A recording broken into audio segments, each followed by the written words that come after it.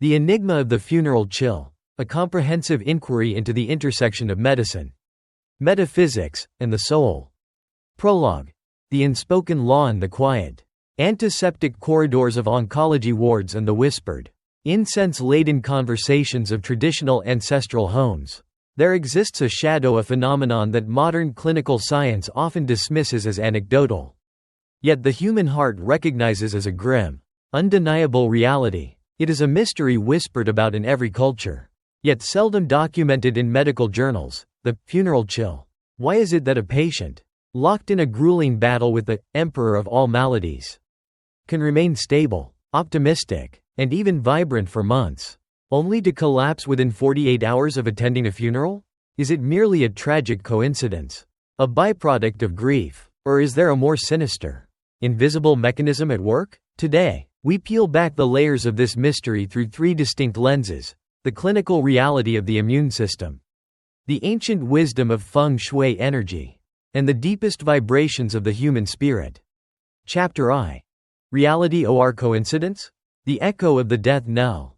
Greetings, friends. There is a story that many of us have heard, or perhaps even witnessed with our own eyes. Imagine a patient undergoing cancer treatment. Their spirit is high. They are the star of the ward, walking the halls, eating well, and planning for a future beyond chemotherapy. Yet, after just one afternoon attending a funeral for a relative or a neighbor, their health takes a sudden, unexplained nosedive. The tumors once dormant or shrinking metastasize with a ferocity that defies logic.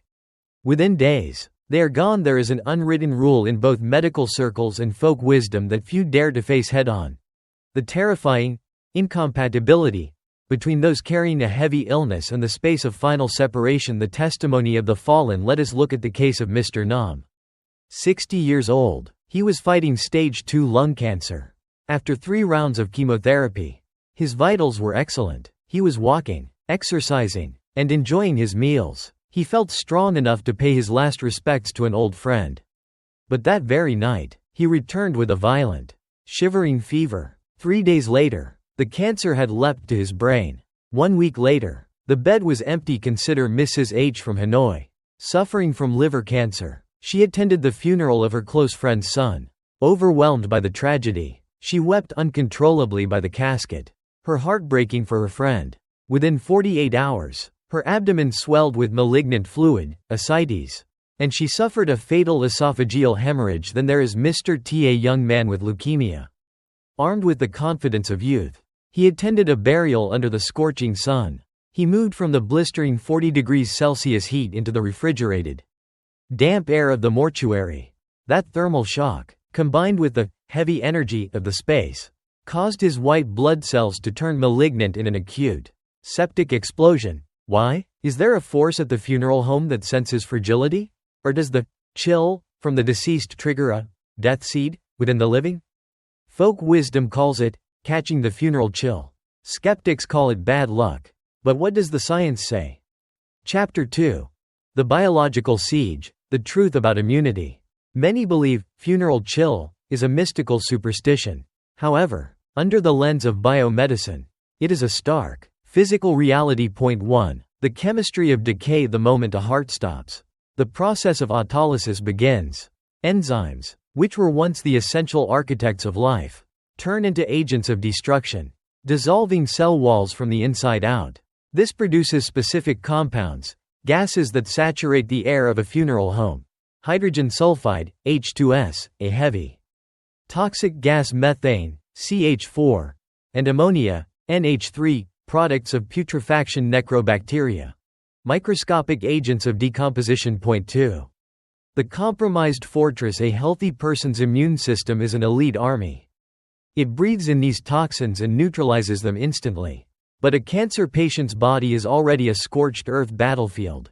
Their immune system is dousing a wildfire. It is exhausted by chemo and radiation. When they enter a funeral home, they inhale high concentrations of these bacteria and toxic gases. Their National Guard, the immune system, is distracted.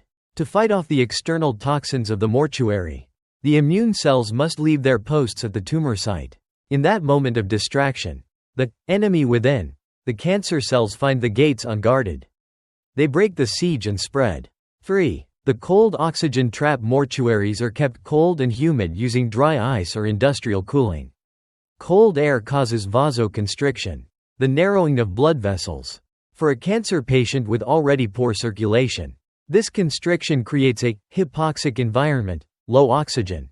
The trap. Healthy cells die without oxygen, but cancer cells thrive in it. The funeral chill creates the golden environment for malignant cells to divide 10,000 times faster than normal. Chapter 3. The Feng Shui Vortex, Vitality versus Death Energy. In Feng Shui, we do not speak of bacteria, we speak of qi, energy. 1. The yin-yang imbalance. A funeral is the ultimate concentration of yin-qi, negative, dead energy. It is stagnant, heavy, and cold. A cancer patient's sheng-qi, vitality, is already at red alert levels. 2. The law of energy equilibrium. Nature abhors a vacuum. When a weak energy source, the patient, enters a massive field of negative energy, the funeral. A siphon effect occurs. The patient's remaining life force is literally sucked out to balance the surrounding void. Their aura, already torn by illness, is easily breached by yu-qi, unclean energy, leading to the bone-deep chills and gai noi, shuddering, felt the moment they step inside. Imagine the patient as an oil lamp. A healthy person is a roaring torch. A cancer patient is a lamp with a tiny drop of oil left. Bringing that lamp into a drafty, cold room, the funeral, means even the smallest gust of chill will blow the flame out forever. Chapter IV. The Spiritual Mirror, Resonance and Despair. This is where the mystery becomes truly profound. Why does the soul dictate the body's survival? 1. The resonance of grief. Funerals are the embodiment of the lowest vibrations on the scale of consciousness: grief, loss, and terror. For a cancer patient, their greatest fear is the casket. When they attend a funeral, they are not just mourning a friend, they are looking at their own reflection point too. The biological surrender signal. When the mind falls into absolute despair, the brain sends a bioelectric shock through the body. The adrenal glands spike with cortisol at levels so high they effectively turn off the natural killer, NK, cells. The cells specifically designed to kill cancer if the patient believes they're next. Their body agrees. In spirituality, we say, when the spirit departs, the flesh dissolves. The sight of the casket is often the scythe that cuts the final thread of hope. Chapter V. The Great Taboos and Protective Rituals. If duty or love requires your presence, you must fortify your castle. The power of warmth. Folk wisdom suggests carrying betel leaves or garlic. Why? Betel leaves are thermogenic, warming, and garlic contains allicin, a potent natural antibiotic that helps the distracted immune system fight off mortuary bacteria. The fire crossing. Stepping over a fire upon returning, 7 times for men, 9 for women, isn't just a ritual. The heat and the carbon from the smoke help neutralize the static energy and yin toxins clinging to the skin and hair.